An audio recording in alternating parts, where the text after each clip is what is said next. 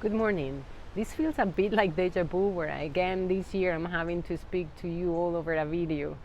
I was so much looking forward to welcome you all to our 9th spring benefit breakfast, finally in person, but COVID find its way to keep on teaching us to be flexible and adapt to changing realities. So here I am, heartbroken and home breathing with COVID, and yet determined to share with you all the wonderful things we have achieved together.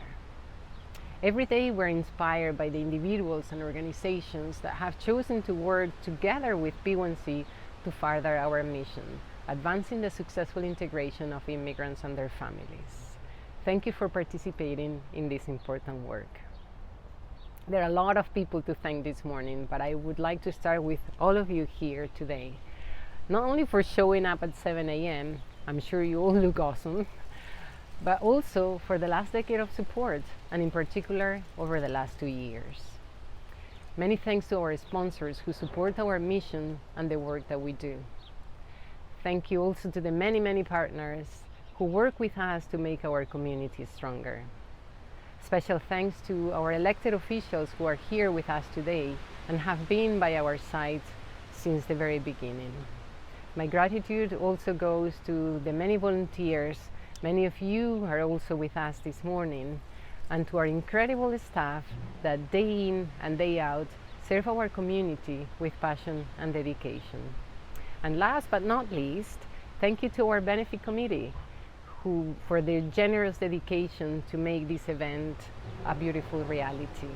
And especially our amazing co-chairs, Ann Downey, Marianne Khan, and Sarita Hanley. Thank you.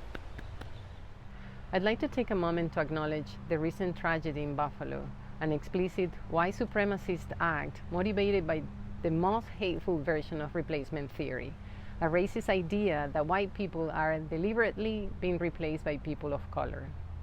As this theory has become more extreme and more mainstream in the United States, I find solace and hope in moments like this morning.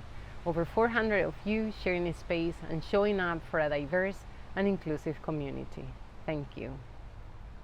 I really hope you enjoyed the other video we just shared. I think it captures some of the work B1C embarked upon over the past 2 years. These past 24 months or so have been months of hardship, struggle, health challenges, and worry for all of us. But as it is the case with many challenges in our society, the burden was more acutely felt within marginalized populations. In our case, immigrants and refugees seeking to make their homes here in Fairfield County. What we've seen here in Stanford is a microcosm of the growing displacement that the world has been seeing in the past few years. The United Nations Refugee Agency says that the number of people worldwide forced into displacement increased to over 84 million in 2021. 84 million. Let that sink in. 84 million people fled war, conflict, persecution of various forms, including destruction from natural disasters due to climate change. This includes Haitians, Afghans, Central and South Americans, and Ukrainians, and many more around the world who had to flee their countries seeking refuge or asylum. Consider also the many others that are running away from extreme poverty or exploitation by criminal gangs and cartels. These displacements have been unfolding over the past decades around the globe, but have perhaps only recently been brought closer to home when the crisis in the Ukraine so vividly unfolded. For those refugees and immigrants who cross borders to be here, this was the beginning of many other challenges: language, legal, professional, cultural, and social. The truth is, the challenges are many.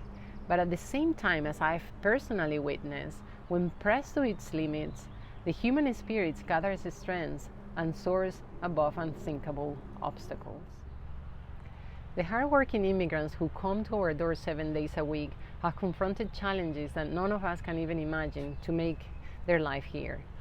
To give you one example, we're currently working with 3 Afghan families who recently came to the United States after the Afghanistan crisis erupted.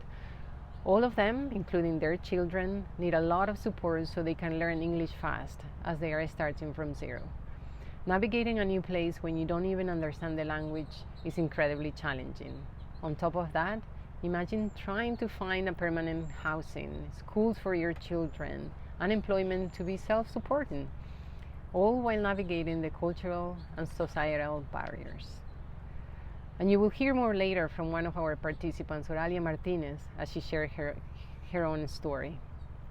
These are just a handful of the 13,500 immigrants who we've had the honor to serve since our doors opened. All of you join us this morning because you care. You care about the fate of these people, about the immigrant experience, about their humanity, and about their dignity. By lending a helping hand, you've honored the dignity of immigrants and refugees in our community, supporting them in their plight. You're not just helping. Helping is a funny word for me, often overused, I feel. You all have done more than that. Whether you're a volunteer, a partner, or a donor, through B1C, you've welcomed them to your homes and you've coached them. You show up. They're not just immigrants, they are individuals with challenges and stories and dreams. And by showing up, you open the space for Joseph and Oralia and so many others to recover their sense of dignity and advance to their own dreams in the US. Thanks to your many contributions, financial, educational, legal, social, and emotional, B1C has been able to serve as a beacon of hope. This is work that makes alive. Also, I'd like to take a moment to thank our staff for all you gave these last 2 years. I know it was trying at times, but you gave it your all and so much more. I want you guys to stand up and be recognized. Thank you.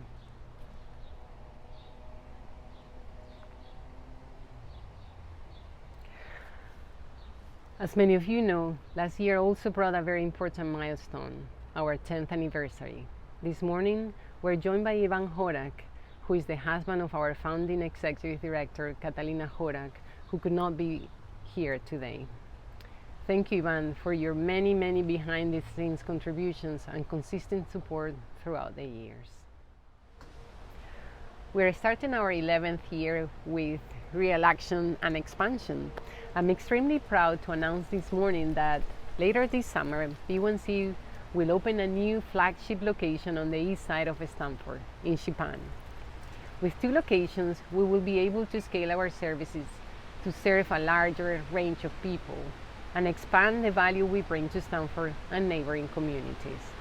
We will continue to operate at our original location, 75 Selleck Street, which you all know and love, but it will be on a smaller scale. The Selleck Street location is a fantastic place to serve the west side of Stanford, which is why we will continue to maintain a presence there. We'll have much more to say about our expansion later this year, so stay tuned. So I could talk all morning about how excited I am about the year ahead, but I know you're eager to hear from others. So I think our impact is actually most clearly evident in the words of our participants and volunteers.